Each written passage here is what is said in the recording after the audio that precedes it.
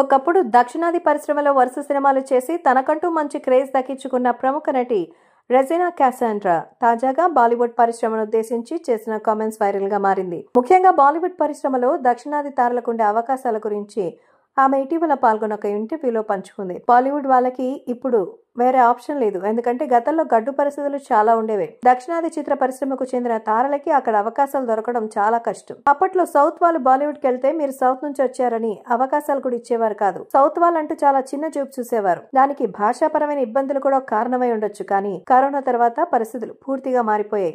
South కి చెందిన సినీ తారలకి ఇప్పుడు బాలీవుడ్ తారల అవకాశాలు ఇస్తున్నారు. ముఖ్యంగా తమ చిత్రాలని ఎక్కువ మంది ప్రేక్షకుల్లోకి తీసుకెళ్లడం కోసం దక్షిణాది తారలనే ఎంచుకోవడం అత్యవసరంగా మారిపోయింది అంటూ బాలీవుడ్ తారలను ఉద్దేశించి కామెంట్స్ చేసింది రెజీనా క్యాసాండ్రా.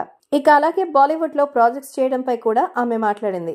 ఇప్పటి వరకు తాను ఇలాంటి ఇబ్బందులు ఏవి ఎదుర్కోలేదని, తాను ఒక బాలీవుడ్ ప్రాజెక్ట్ కి ప్రస్తుతం సంతకం చేశారని, త్వరలో దానిని విషయాలు కూడా చెప్తానంది. ఇక రెజీనా నటిస్తున్న సినిమాల విషయానికి వస్తే ప్రముఖ హీరో అజిత్ హీరోగా, దర్శకుడు మాగిస్ తిరుమేని దర్శకత్వంలో త్రిష హీరోయిన్ గా తెరకెక్కించిన చిత్రం విడాముయర్చి.